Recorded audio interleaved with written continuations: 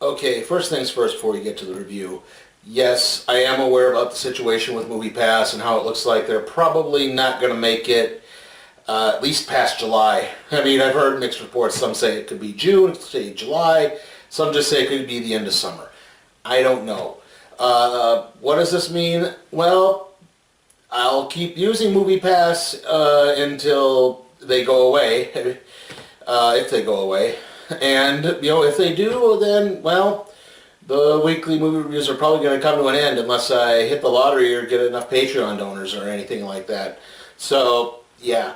There'll still obviously be content on the channel. I mean, it won't go away, but obviously the movie reviews will be less frequent. Anyway, on to the movie. Life of the Party. So, I gotta admit, I was not expecting much coming into this movie, and here's the thing, it's a pretty cliched plot. I mean, Melissa McCarthy plays Deanna, a woman whose husband Dan suddenly announces that he's in love with another woman and wants a divorce. And because the house is in her husband's name, she really doesn't get anything except for some financial support briefly. And she decides to go back to school to complete her degree, which she had to give up when she got pregnant with her daughter, Maddie. She ends up going to Decatur University, which is the same school as her daughter, much to her daughter's chagrin. That's really all I need to say right there. I will say this, a lot of the plus side of the movie, Melissa McCarthy is really good. She's really funny. She has an earnestness about her in this. She's not the loud abrasiveness that sometimes happens with her in a lot of her movies. I thought she was really kind of earthy and relatable in this. Her daughter, Maddie, I didn't catch the actress's name, unfortunately. She's pretty good, at least especially early on, where she's a little doubting, and, obviously she recognizes that her mother can be overbearing at times, but again, there does come to be a real respect that happens between them. Now, I'll get to the downsides a little bit later. I'll try not to be so blow-by-blow on the plot either, but like I said, it's a pretty cliched plot that, because of the talents involved in this, I do think helps bring this up quite a bit. I was rather pleasantly surprised. Let's see, cliche plot. Just a sec. She goes to Decatur University. Oh, shoot. Okay, another plus. Sorry about that. Another plus in the idea is Marcy, the woman that Deanna's husband leaves her for. Normally in these scenarios, it's usually someone who's more like the daughter's age, or just out of high school, or something to that effect. No, in this case, it's another woman of the same age. She's actually this major real estate broker in the town, and he's obviously marrying up into money, and there's a little bit more to at least give him a little bit of a refreshing break on that, instead of just leaving her for a younger, hotter, 20-year-old or whatever.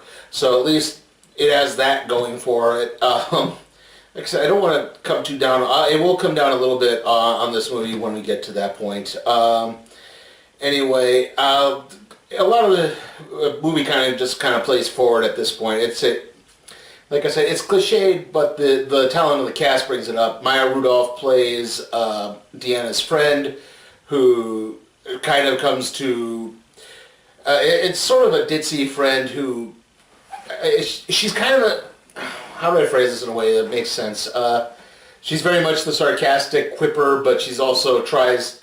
There's one point where she tries to be a legal representative and fails miserably because she doesn't understand. It's one of those, not understanding the terms of mediation, thinking it's a trial.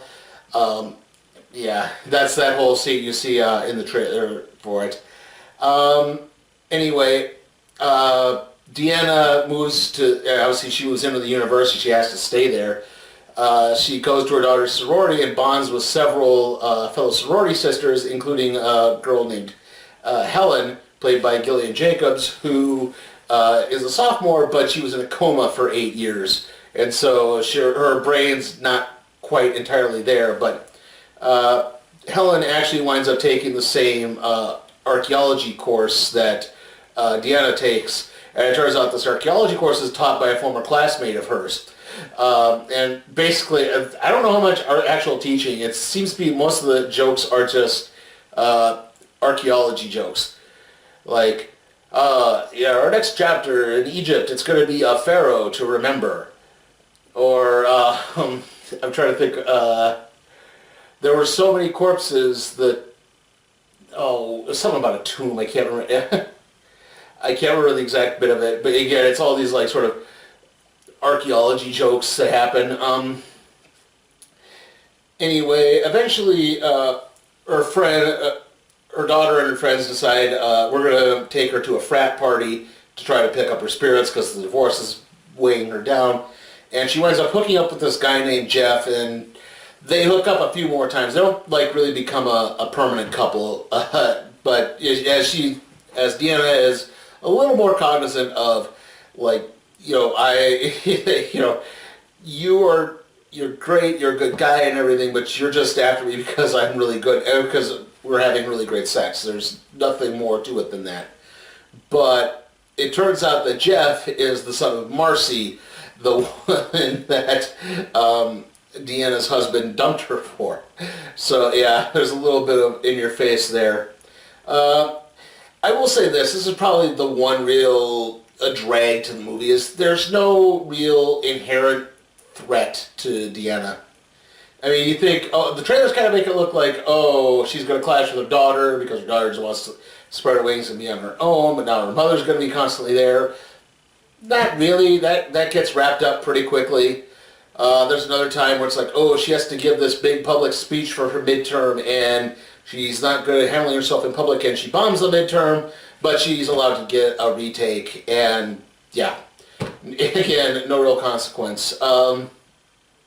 About the only time there's a real consequence involved in this is at one point she goes to another party, and she's inadvertently dosed with weed. She mistakes chocolate with chocolate that has medicinal marijuana in it, so she takes weed bark and she eats a whole bunch of it, and her friend, she actually gets inducted into the sorority at this point, and Helen and a few of the other sorority sisters also take it. They decide they're going to crash the ex-husband's new wedding that's happening that night as well. And Maddie is actually also at the wedding. And they crash it, and they destroy the reception area, and and this results in Marcy basically saying, nope, we were supporting you to go through school and complete your degree, but no more. We're cutting you off. You're not getting any more payment for your tuition. And so now she's going to be forced to drop out. She can't afford the tuition. Maddie's not entirely happy with her because, again, she acted childish. But again, the divide between Maddie and Deanna just vanishes just as quickly. But they decide, the sorority decides, we're going to host a fundraising party to, again, to raise funds to pay the tuition. But they decide to hold it on a night of a Christina Aguilera concert, and as a result, no one shows up. So they send out a tweet because Helen, aka Coma Girl, has like 1 million Twitter followers, so they have her tweet out that Christina Aguilera is going to be coming to the party, and that brings a lot of people. Also, Deanna's parents, who are still alive, her father is played by Stephen Root, so there's another good point in that. They arrive, and they actually give her the money to cover her final semester of tuition. So, yeah, again, nothing really bad comes of that, except when partygoers start to realize that Christina Aguilera might not isn't showing up, but it turns out that Deanna's reclusive goth roommate, Lenore, is Christina Aguilera's cousin, and because both of them also happen to follow Coma Girl, she manages to talk. Lenore talks Christina into appearing at the party, and again, everything goes fine. And yeah, like I said, if it wasn't for the performances in this, it wouldn't be. It was just a pretty bad movie. But the performances do help bring it up. Like I said, Melissa McCarthy is good. She's very restrained. She's not the sort of loud and abrasive the loud and abrasive Melissa McCarthy you see in movies like The Heat or Tammy or Identity Thief, or is it Identity Theft? The one she did with Jason Bateman, or what was the other one she did? I mean, she was better in this than she was in Ghostbusters, and I actually liked her in Ghostbusters. So yeah, this was a very well done Melissa McCarthy performance. The husband Dan, his actor escapes his. I know he's on Veep. The guy from Veep. Like he's okay for the role he is. The problem is again, like I would say he's some of the supporting cast is a little underutilized. Like at one point it's sort of teased that Helen is struggling in school, but nothing ever comes of it. Yeah. Debbie Ryan is in the film. She plays a mean girl who's very snobby and bitchy throughout everything, constantly mocks her, but eventually comes to respect Deanna.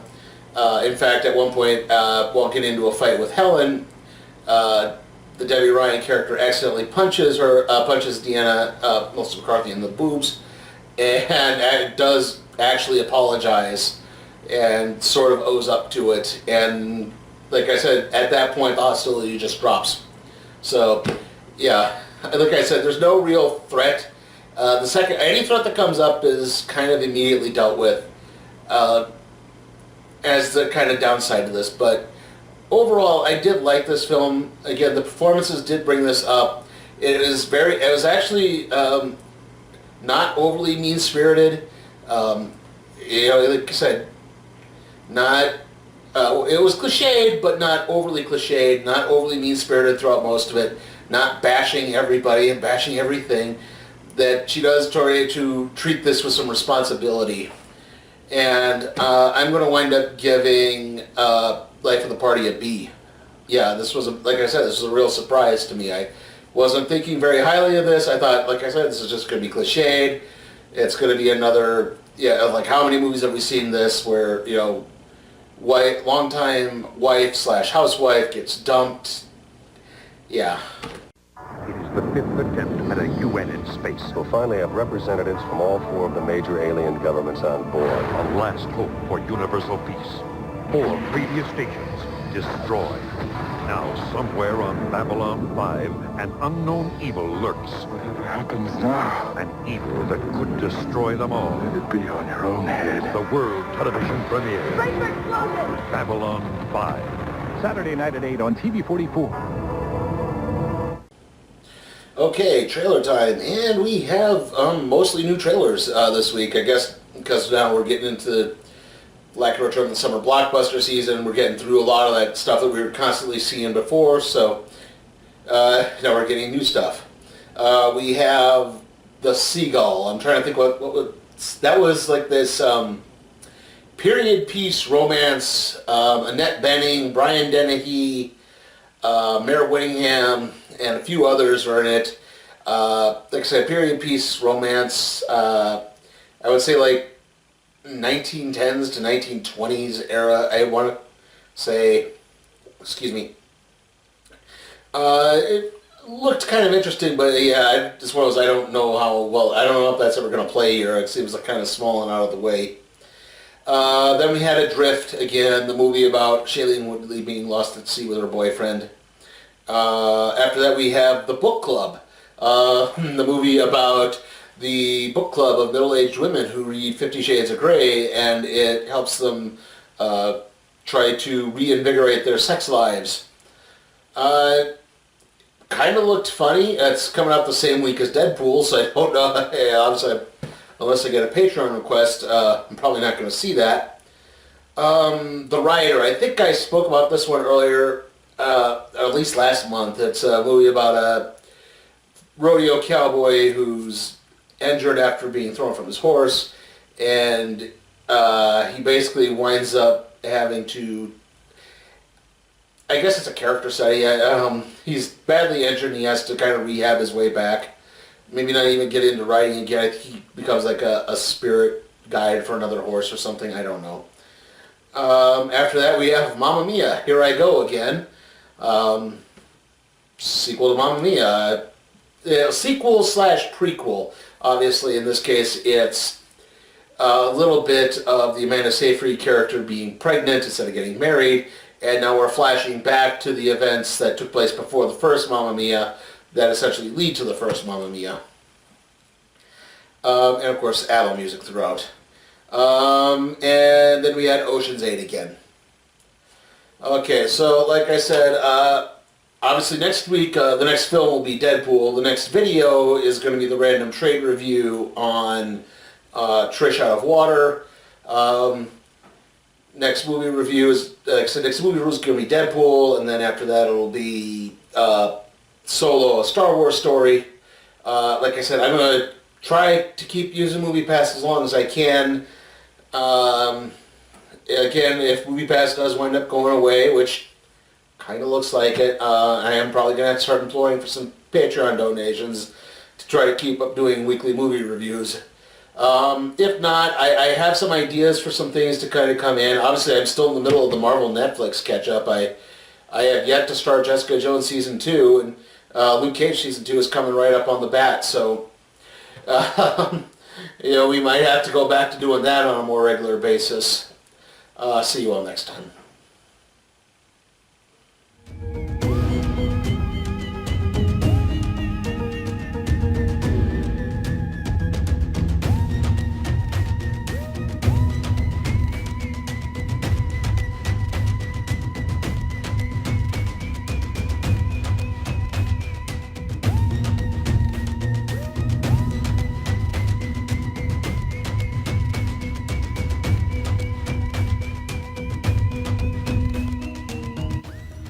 Hey guys, is there a movie you want me to tackle? If it's some stinker like Baywatch or the Emoji Movie or something else? Check out my Patreon at Sleepy Time for Cat Productions. See how you can make that happen.